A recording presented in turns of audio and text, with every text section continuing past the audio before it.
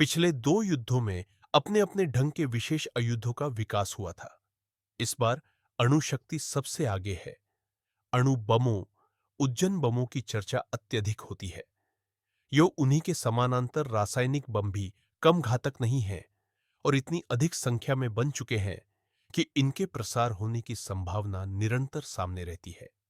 उनकी घातकता के संबंध में कहा जाता है कि एक बम से ही न्यूयॉर्क, मास्को, इंग्लैंड, पेरिस आदि में से किसी का भी कुछ ही सेकंडों में सफाया हो सकता है।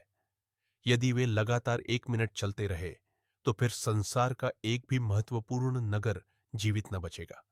इसके अतिरिक्त उनके कारण जो विषाक्तता फैलेगी, उसके कारण छोटे देहातों तक भी जीवन सुरक्षित न रहेगा।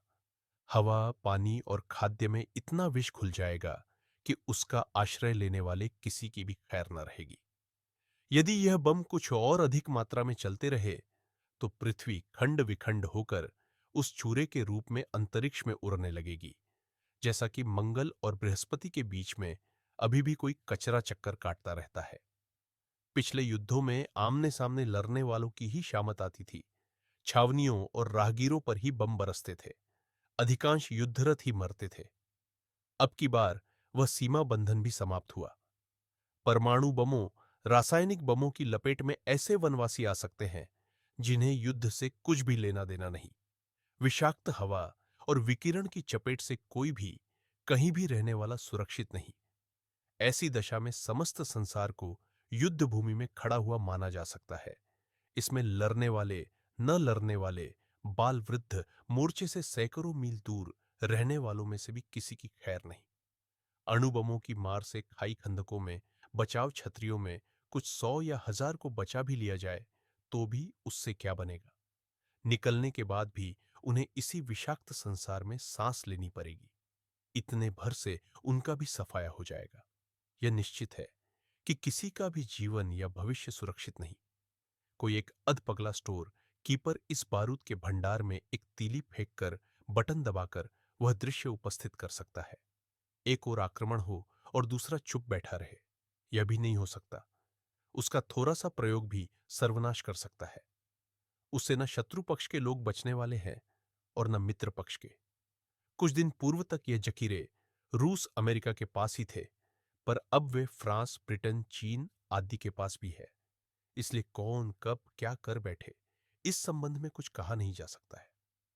हिटलर हारा तो उसकी पोटली में से अणुबम का नुस्खा निकल आया। अमेरिका ने उसे विकसित किया और जापान के विरुद्ध उसका छोटा उपयोग भी कर लिया। जापान इस बड़े आघात के लिए तैयार न था। उसने आत्मसमर्पण कर दिया। बात यहीं से आरंभ होती है। हर वरिष्ठ राष्ट्र के मुंह में पानी भर आया कि वह भी अपने प्रतिपक्षियों के विरुद्ध यही चाल चल सकता है और उसे देखते देखते नीचे दबा सकता है। जो कर सकते थे उनने यह होड़ आरंभ कर दी और रूस एवं अमेरिका इस निर्माण में औरों से आगे निकल गए। अब प्रमुख प्रतिद्वंद्विता इन्हीं दो के बीच चल रही है। इन्हीं के दो खेमे अब बन गए हैं। असमंजस इस बात का है कि न आगे बढ़ते बन पड़ रहा है, न पीछे हटते। आगे बढ़ते चलने में अनेक समस्याएं सामने हैं। जितने बन चुके वे प्रतिपक्षी को ही नहीं, समस्त संसार को धूलि में मिला देने के लिए पर्याप्त है। फिर और अधिक बनाकर उनका क्या किया जाए। बंद करने पर दूसरा पक्ष जारी रखे रहा तो अन्य प्रकार का ऐसा आयुध ढूंढ निकाला जा सकता है जिसमें अब तक का निर्माण छोटा साबित हो। फिर शत्रु ने कोई और भी बड़ा आयुध निकाल लिया तो पिछड़ जाने का जोखिम कौन मोल ले। ऐसी दशा में प्रतिद्वंद्वियों का आतंक और पिछड़ जाने का भय दोनों ही ऐसे हैं जो हाथ रोकने की सलाह नहीं देते। जारी रखने में यह प्रश्न है कि जो अब तक बन चुका उसका क्या होगा। इस कार्य पर जो असाधारण लागत लग रही है वह कब तक लगती रहेगी। फिर प्रयोग में 10-5 अयुध ही आएंगे। आने के उपरांत जो बचेंगे उन्हें रखा कहां जाएगा। वे विकिरण फैलाते हैं और अंत में कहीं ना कहीं समापन के लिए जगह मांगते हैं। जापान जैसा प्रयोग कोई एक किसी दूसरे के विरुद्ध कर ले और तत्काल लाभ उठा ले, पर ऐसा कर सकना वर्तमान परिस्थितियों में संभव नहीं रहा। जापान के पास बदला लेने के साधन नहीं थे, पर आज तो कोई भी बदला ले सकता है। चीन, ईरान और इजराइल जैसे वैज्ञानिक प्रगति में पिछड़े समझे जाने वाले देश भी बदला लेने की स्थिति में है, फिर कोई किसी की सहायता पर भी तो आ सकता है। यही है वह असमंजस जिसके कारण प्रहार करने की हिम्मत भी नहीं पड़ती और पीछे हटने की जोखिम भी उठाए नहीं उठती।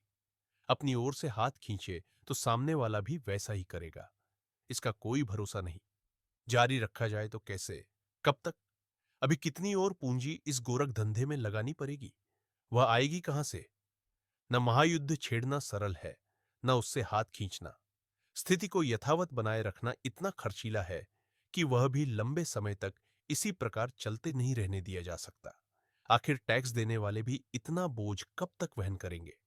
समाधान एक ही है कि पैर पीछे हटाना और हाथ समेटना पड़ेगा। इसके लिए भय, आशंका और आतंक, इन तीनों का सामना करना पड़ेगा। एक पक्ष को जोखिम उठाना पड़ेगा, दोनों पक्ष सहमत हो जाए, तब कहीं राजीनामा हो, यह कठिन है। फिर वही राजीनामा चलेगा, इसकी क्या गारंटी है? यहां ऐसा आत्मबल उत्पन्न होने की आवश्यकता है जो यह सोचने पर विवश कर दे कि युद्ध में नष्ट होने की अपेक्षा शांति के लिए पहल करने में जो जोखिम है, उसे उठाया जाए। गांधी जी ने यह कर दिखाया था। अंग्रेजों की शक्ति असीम थी। वे सशस्त्र थे। दमन के द्वारा वे कुछ भी कर सकते थे, पर भयभीत रहकर कुछ न करने की अपेक्षा संकट मोल लेना और आपत्ति को चुनौती देना उन्होंने अंगीकार किया। लड़ाई बराबर की नहीं थी, तो भी वह जीती गई और यह अनुभव किया गया कि नैतिकता का अपना पक्ष है, उसका अपना बल है। वह जिस पलड़े में भारी पड़े, उसके पराजित होने की आशंका कम ही रहती है। फिर पराजय मिलेगी तो भी युद्ध विनाश की तुलना में तो कम ही रहेगी। पंडित श्रीराम शर्मा आचार्य